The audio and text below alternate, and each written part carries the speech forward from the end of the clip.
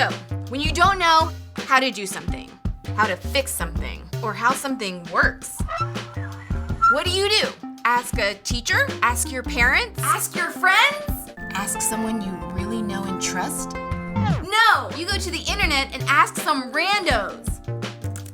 But I'm not talking about creeps here, I hope. No, I mean the people of the internet! You know, those people who make how-to videos. Because chances are, if you're trying to figure out something, someone on the internet has already figured it out for you. Things like, how do I unsend a text? No. How do I do a winged eyeliner? How do I get rid of the zit by Friday night? How do I get out of gym class? How do I screen cap Snapchat without getting caught?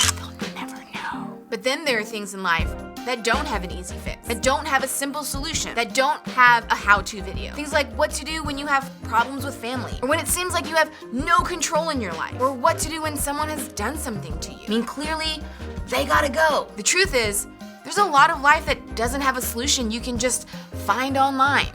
So how do you know what to do when you don't know what to do?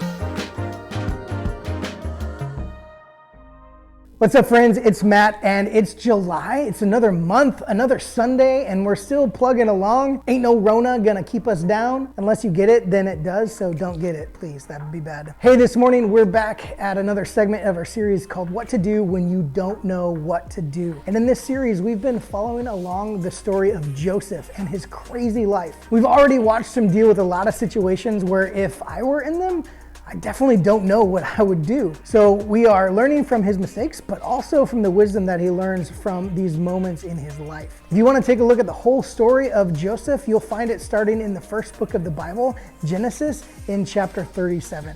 It's such a good story. Hey, speaking of stories, let's get in the mood a little bit for this morning. I want to know, what are some of your all-time favorite movies or stories? One thing that makes a movie great is how much we like the main characters. Producers create characters we can get attached to by giving us a deeper look into both the good and the bad parts of their life. Seeing both help us feel for them. It makes us actually care about what happens to them, and it helps us like them more. One of the ways they do this is they show us what happens in the character's life before this movie kind of takes place. It's called a backstory, which is a way of letting us know something that has happened to the character before we currently see what's going on. For example, maybe the movie centers around a dad saving his daughter, but the backstory shows us that their relationship had a lot of brokenness in the past. Or maybe the movie centers around a superhero defeating his greatest enemy, but we discover that they used to be really great friends before something divided their relationship. You see, understanding the backstory helps make a story more complex, more interesting, and more compelling. But sometimes introducing these things can seem kind of random. Like when the dad in the middle of a chase to find his daughter's kidnappers, and suddenly the movie flashes back to a scene where he and his daughter are arguing in the kitchen. And you'd be like, wait, what does this have to do with anything? Now, chances are you've also felt that way just living your own life. There are moments in our real life stories that make us ask the same questions, like, what's happening? What's the point of me going through all of this? Today we're talking about difficulties, pain, struggle, problems, the things that will be part of our backstory one day. But as for now, they're in our current story. And when we're in the middle of them, it's just rough. Like I said before, the past few weeks, we've been talking about this question, what do you do when you don't know what to do? And today we're talking about what to do when people make fun of you. Another thing you were looking forward to was canceled because of the Ronas. Those darn Ronas. Your learning disability makes everything more difficult. Your parents' divorce is killing you inside. A friend dies. Your self-harm habits get out of control. Or someone you love gets really, really sick. In other words, the heavy stuff, the painful stuff, the real life stuff. But before we can even ask the question, what do I do? We often ask ourselves, why? Why is this happening to me? Why am I going through this? Why is this happening now? These are the questions that we ask. And just like a movie that flashes back to a scene that doesn't seem to make any sense at the moment, difficulties can make us feel the same way. Difficulties often feel random and pointless or unnecessary. Sometimes we see the point after the fact, when it's part of our backstory. For example, maybe you have a broken friendship, but looking back, you realize that the friendship led you to make some really bad decisions. And you may have not liked that version of yourself very much. So even though it felt bad at the time, you're now actually glad that it happened. Sometimes we even see the point in the moment while the difficulties are happening. For example, maybe you found yourself struggling in band and it was on you. You weren't putting in the effort and you got called out by your section leader and you started doing extra rehearsals and you got better. It wasn't fun, but it was for the best. It's nice when that happens, but most of the time things that don't feel good seem pointless. And I think all of us have at one point or another asked ourselves, what is the point of anything that is happening in 2020? We've all dealt with loss in some way, shape, or form. Some of us have even experienced the ultimate loss of losing loved ones during this time. But here's what I know. If 2020 was written different with more positive experiences and the Australian wildfires didn't happen and more people weren't unjustly killed or the Ronas never left that stupid bat's DNA, we all still would have had an experience or two that hurts and feels pointless in the moment even still. For example, whether it was not making a team or not getting the part in a musical or going through drama with friends or family, we would have and we will have all asked ourselves, why me? And if you're like me, there's usually not many good answers in that moment. And what's worse, in real life, unlike the movies, our difficult situations usually don't get a pretty bow tie on them as we walk through them. I mean, I never get to be Spider-Man at the end of my spider biting mishap. I don't become a world heavyweight champion after my fights with the school bully. In reality, the outcome may not turn out how we want it to. And in those times, it can be really difficult for us to see any point behind our pain, to find any hope despite the hurt, or to find the determination to keep going despite the difficulties. So we all have these moments. Can I suggest that we try something? When we find life confusing or difficult, we can actually learn what we can do by looking to people who have had similar situations, which brings us back to the life of Joseph. We've been looking at some events in Joseph's life. The account of his journey is, like I said, found in the Old Testament in the Bible, which basically means that he lived long before Jesus. And so here is the recap. Joseph was sold into slavery by his own brothers. He was taken to a foreign country in Egypt where he was forced to work for a high-powered official. He was falsely accused of doing something that he didn't do and was thrown into prison. From free man to slave to prisoner. If anyone had earned the right to ask, what is the point? Why is all of this happening to me? I think Joseph had a good shot at that. And that's where we pick up the story this morning. Joseph is in jail for a crime that he didn't commit. And here he makes some new friends. Check it out. Sometime later, the cupbearer and the baker of the king of Egypt offended their master, the king of Egypt. Pharaoh was angry with these two officials, the chief cupbearer and the chief baker, and put them in custody in the house of the captain of the guard, in the same prison where Joseph was confined. That's from Genesis 41-3. So Pharaoh is the boss of all of Egypt, and he has like this chief cupbearer and chief baker, whatever, it's weird titles. And so if he got mad at you and wanted you thrown into prison, that's where you'd go, even if you hadn't done anything illegal. And that's what happened to these two guys. They were thrown in prison with Joseph. And the story continues. After they had been in custody for some time, each of the two men had a dream, and each dream had a meaning of its own. When Joseph came to them the next morning, he saw that they were dejected. Why do you look so sad today? We both had dreams, they answered, but there is no one to interpret them. Then Joseph said to them, do not interpretations belong to God? Tell me your dreams. Okay, so there's a lot happening here. Remember, Joseph is in prison for a crime that he didn't commit. And even in this really difficult situation, Joseph continues to honor God. The men told Joseph their dreams. With God's help, Joseph told them what they meant. And then what Joseph said would happen, happened. Based on the dream of the chief cupbearer had, Joseph said he would be restored to a favorable position, and he was. And as for the chief baker, Joseph said that he would not have the same luck, and he didn't. Listen, the rest of the story of what happened here was just as crazy, and it's really worth the read, and I encourage you to go and check it out. But you would think, even given what Joseph had done to help the cupbearer out, It would have made sense for the cupbearer to speak up and say, "Thank you, kind Pharaoh, sir, for helping me out. Hey, I just want to let you know that I was locked up with the guy who interpreted my dream to perfection.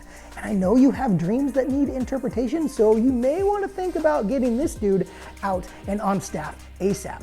But that's not what happened. The story tells us that the cupbearer forgot about Joseph. He gets out of jail and he goes on with his own life. Ouch. Over time, as Joseph was waiting in jail for his friend to remember him, he realized that not only did his friend forget him, but what he did to help his friend didn't help the situation. I'm sure he was tempted to wonder, what is the point of all of that? It didn't help my life get better at all. Has God forgotten about me? I thought I did what was right and I'm still here in jail.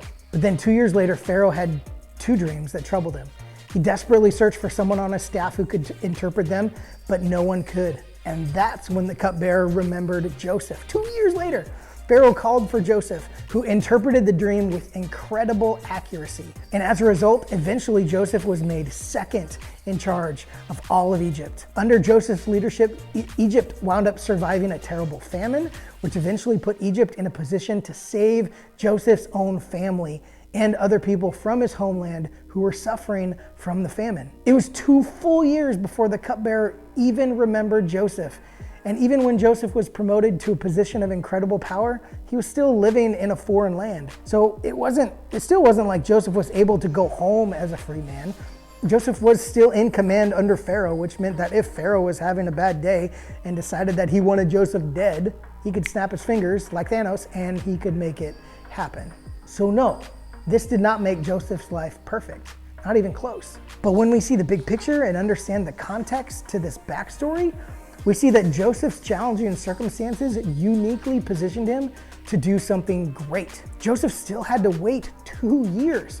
All the good things that happened in Joseph's world didn't make those bad things okay. Being promoted to second in command didn't undo the challenges that he faced leading up to that. But at the same time, those difficult circumstances positioned him and prepared him for something great, something that only he could do. So here is some good news. I think the same is true for you and me. Hard things can and will happen in your life. And it's important to remember that because something happening doesn't mean it was something that God did to you or wanted for you. Because of sin, things happen that aren't fair and don't make sense. People hurt each other and create systems of hurt that hurt more people. We've seen this in full effect in the last few months when it comes to addressing systems that were built on racist ways of thinking. But when it seems like it's impossible that anything good can come out of a situation, remember, God is really good at doing the impossible. Check this out. This is from Romans 8:28. It says, "We know in all things God works for the good of those who love him, who have been according to his purpose." Now, this verse isn't trying to make things seem all better. It points out that what we're experiencing may not even make sense yet, but God is in the business of taking our hurt and our difficulties and our pain and redeeming them. That means even if it was done in evil and meant for evil in our lives, he can still use it for good. And not only for us, but for others. So we have learned here that when you don't know what to do in a painful situation, at least remember that your problems can position you for a purpose. I want to point out that this verse in Romans doesn't mean that we tie a pretty little bow on every bad thing and make it seem okay, which actually people use this verse often to do. You might have heard people say, well, everything happens for a reason. Well, that's not what this verse means. It doesn't mean that God made this bad thing happen to you for a reason. It doesn't even mean that everything will be fixed and go back to how it was before everything bad happened. It just means that we can leave room for God to work with our pain and tell new stories in our hard circumstances. It means that we can have confidence in God's ability to redeem things, to know that good can come from bad. And even if the bad doesn't go away, it means that the bad stuff doesn't get the last word in your life. The hardest and worst things we experience aren't the end of us or our story. In fact, they could be part of something so much more. And so when we go through pain, and we can't see the purpose yet, here are some things that I think can help give us a bigger perspective. 1, remember that no one else has your story. Your difficult circumstances aren't fun, but they're unique to you. They put you in a position to learn and grow and discover things that no one else can. God is able to use your tough stuff in ways that you can't imagine because they have shaped you in ways no one else has been shaped. That may not make it easier, but it may give you some perspective or a way to see things differently. 2, remember that your story can interact with others. Although no one else has your life story, many people do face similar circumstances, and you could be a voice to help them through your own challenges and pain. Help that you would not have been able to provide if you hadn't gone through it yourself. So, when you go through family drama, eventually you can be someone who helps other people who are going through family drama. When you go through a hard breakup, you can understand how someone else feels when they're going through a hard breakup. When you deal with a sickness or an illness or an injury, you are better positioned to encourage people who are going through the same thing.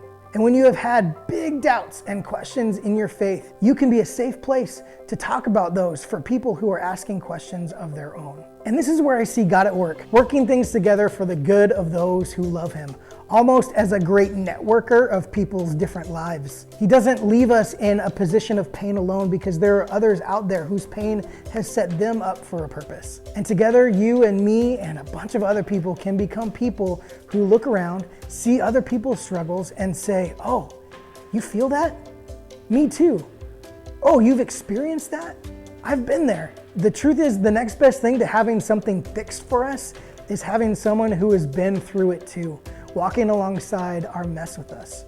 And that's one of the reasons we encourage you to get involved in a small group during the school year. Our leaders have been through some stuff, often more than you realize. And if you're gonna go through something, one of the best people to talk to is a leader. Even if they've never experienced your exact situation, they will have a better perspective because of what they've experienced. So if we can go back to the story of Joseph for a moment. Joseph went through pain that felt pointless. But when we see his backstory, we see that God used his problems and positioned him for a purpose to help out a bunch of people. God took his impossibly bad situation and used it to create an unimaginable good one down the road. And we'll talk more about that next week. But for now, imagine if God could do the same for you.